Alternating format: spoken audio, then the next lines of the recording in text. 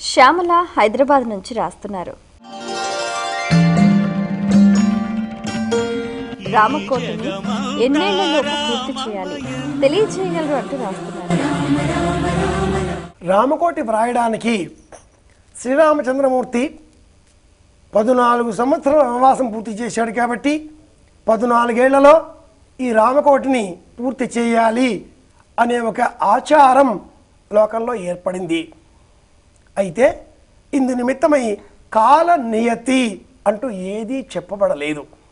మనకు కోరిక ఉండాలి, విశ్వాసం ఉండాలి, సమయము ఉండాలి, ప్రేమ ఉండాలి.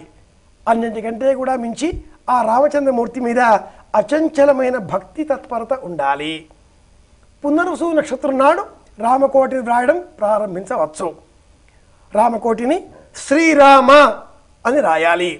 శ్రీం అన్న బీజంతో సంపుటీకరణం చేసి మాత్రమే శ్రీరామ అన్న శబ్దాన్ని వ్రాయాలి.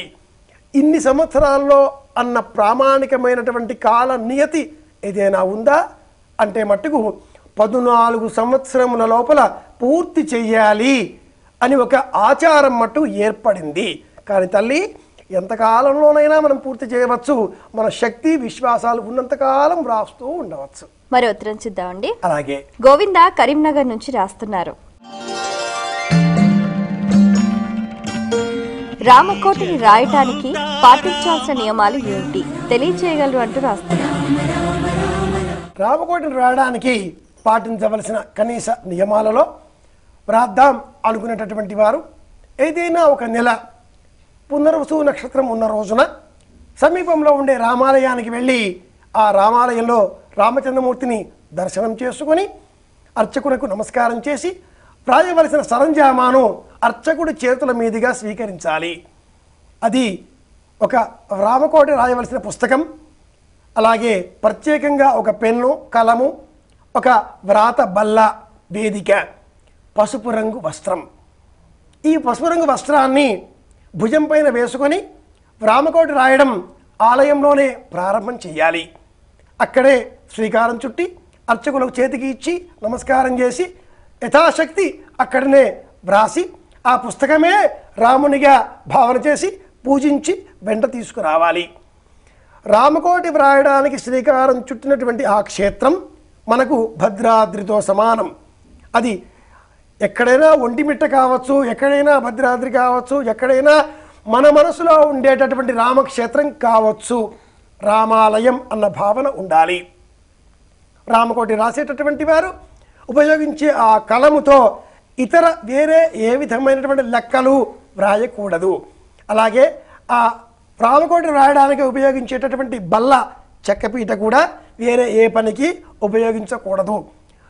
రామకోటి వ్రాసేటటువంటి వాళ్ళు వ్రాయడం ప్రారంభం చేసిన క్షణం మొదలుగా సాత్వికమైన ఆహారాన్నే స్వీకరించాలి.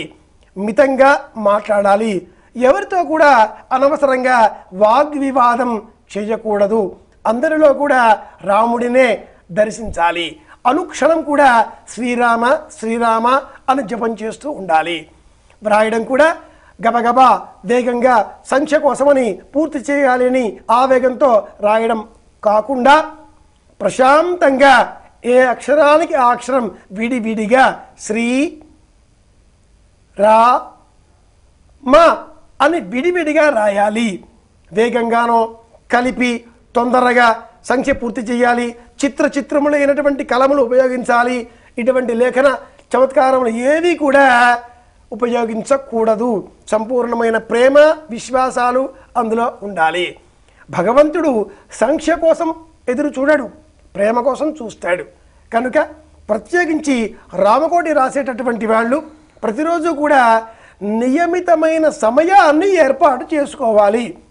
తోచనప్పుడో తీరిక దొరికినప్పుడో అని రాయడం కాకుండా అలా రాసేవాళ్ళు ఉన్నారు. అలా కాకుండా ప్రత్యేకంగా ప్రతిరోజు ఉదయం 10 నిమిషాలు, సాయంత్రం 7:30 నుంచి 8 వరకు, లేక 8 నుంచి 8:30 వరకు, ఇలా ఒక అరగంట మధ్యలో సమయం దొరికినప్పుడు నిర్ణీతమైనటువంటి కాల నియతికి అనుగుణంగా రామకోటి వ్రాయాలి.